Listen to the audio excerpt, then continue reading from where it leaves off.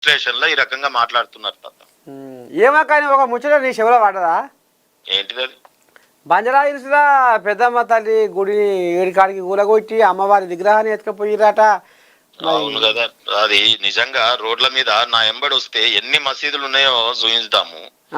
ఇవాళ గుళ్ళు అనేసరికి ఏమో వీళ్ళకు ఉట్టిగానే చేతులు వస్తాయి, బుల్డోజర్లు వస్తాయి.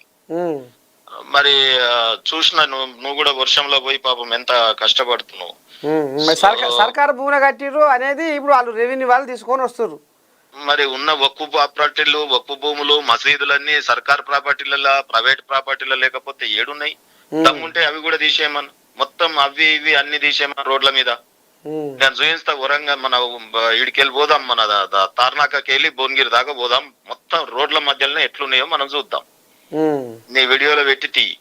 వీళ్ళకి వాళ్ళని ముట్టుకోవాలన్నా, వాళ్ళ తిరుగువాలన్నా, వాళ్ళని మాట్లాడాలన్నా గజ గజ గజ గజ వణుకుతారు.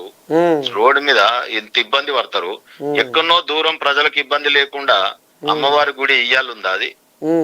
మరి ఇన్నేళ్ల నుంచి ఉన్నటువంటి గుడిని ఆ రకంగా ధ్వంసం చేయడానికి మాత్రం చేతులు వస్తాయి. ఇప్పుడు ఆగమాగం పరిస్థితి గదే ఉన్నదా? గుళ్ళను గులగొట్టే పనే ఉందా ఈయనకు?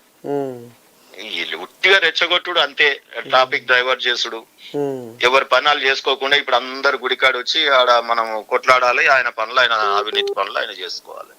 నిజంగా కూడా మొత్తం తెలంగాణ వీళ్ళు ఇద్దరు కూడా, కేసీఆర్ కుటుంబం అయినా ఇప్పుడు రేవంత్ రెడ్డి గారు అయినా, అంతా కూడా ఒక రాక్షసులు తాను జడి వనమంతా జడగొట్టినట్టు మొత్తం అప్పుడు వెనకట రాక్షసులందరూ తిరుగుతుండే చూడు.